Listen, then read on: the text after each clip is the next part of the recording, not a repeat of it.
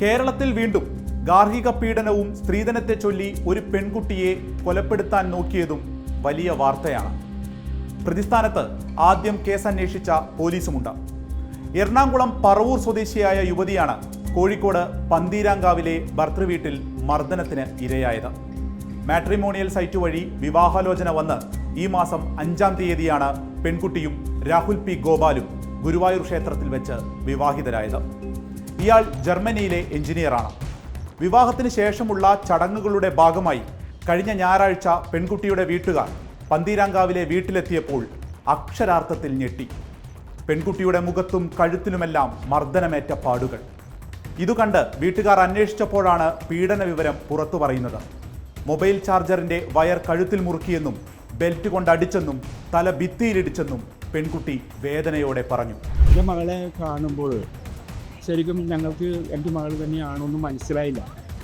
കാരണം അവളുടെ മുഖം അത്ര വികൃതമായിരുന്നു.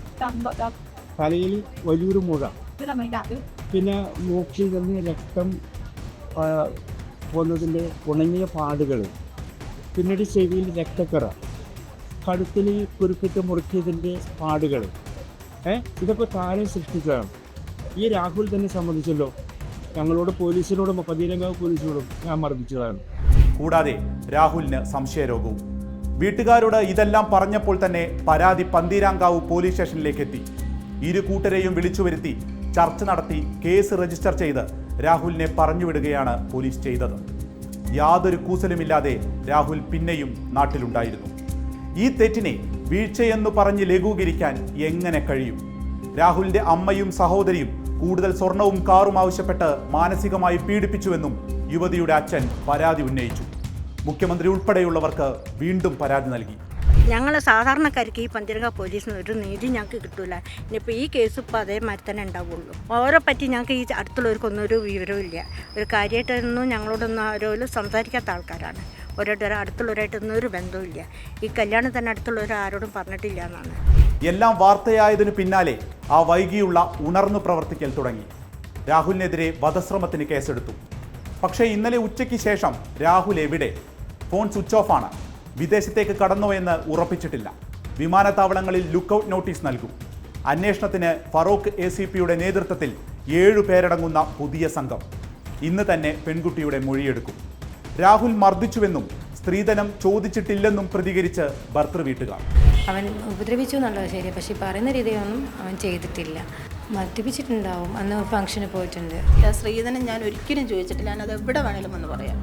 ഈ പറയുന്നത് പോലെ അവർ പറയുന്നത് പോലെ ഇതൊക്കെ കേബിളിൻ്റെ വയറൊക്കെ വെച്ച് മർദ്ദിക്കും ചെയ്തെന്ന് എനിക്ക് ഇന്ന് വരെ തോന്നിയിട്ടില്ല. ആ ചെയ്തെന്ന് അവൻ പറയുന്നുമില്ല. പക്ഷെ കോടതിയിലല്ല കുറ്റം അവനേറ്റ് പറഞ്ഞിരിക്കുന്നത്. സ്ത്രീധനം അവർ എന്നോട് ഞാൻ അവരുടെ ഡിമാൻഡ് എന്താണെന്ന് ചോദിച്ചിട്ടുണ്ടായിരുന്നു. അപ്പോൾ അവർ പറഞ്ഞു, നിങ്ങളുടെ മകൾക്ക് നിങ്ങൾ കൊടുക്കുമല്ലോ, എൻ്റെ മകൻ്റെ പൊസിഷനൊക്കെ അറിയാമല്ലോ, അപ്പോൾ അതനുസരിച്ചിട്ട് പ്രതീക്ഷിക്കുന്ന രീതിയിൽ നിങ്ങൾ ചെയ്യുമല്ലോ എന്നാണ്. പക്ഷെ അവർ പ്രതീക്ഷിച്ച അത്രയും ഇല്ലായിരിക്കാം. അതുകൊണ്ടാണ് ഇത് പോരായെന്നും കാറ് കിട്ടുമായിരുന്നു എന്നൊക്കെ അവർ പറഞ്ഞിട്ടുള്ളത്. അപ്പോൾ ആ സ്ത്രീധനം പോരാ എന്നുള്ളത് തന്നെയാണ് എൻ്റെ കുട്ടിയെ മർദ്ദിക്കാൻ ഒരു കാരണം. വിവാഹം കഴിഞ്ഞ് 7-ാം നാളിനുള്ളിൽ ആ വീട്ടിൽ പെൺകുട്ടി അനുഭവിച്ച ദുരിതം എത്രയായിരിക്കും? ഇത്തരം കേസുകളിൽ വാർത്തയും ചർച്ചയുമാകുമ്പോൾ മാത്രം ഉണരേണ്ടതാണോ പോലീസ് സംവിധാനം? എല്ലാം തുറന്നു പറഞ്ഞിട്ടും ഒരു സ്ത്രീ സൗഹൃദ സംസ്ഥാനത്ത് പോലീസ് ചെയ്തത് ഒത്തുതീർപ്പ് ചർച്ച. രാഹുൽ വേറെയും വിവാഹം കഴിച്ചിട്ടുണ്ടെന്ന വിവരവും പുറത്തു വരുന്നു. ഇതെല്ലാം എങ്ങനെയാണ് മറച്ചുവെക്കപ്പെട്ടത്? ആരെല്ലാമാണ് സഹായിക്കാൻ നിന്നത്?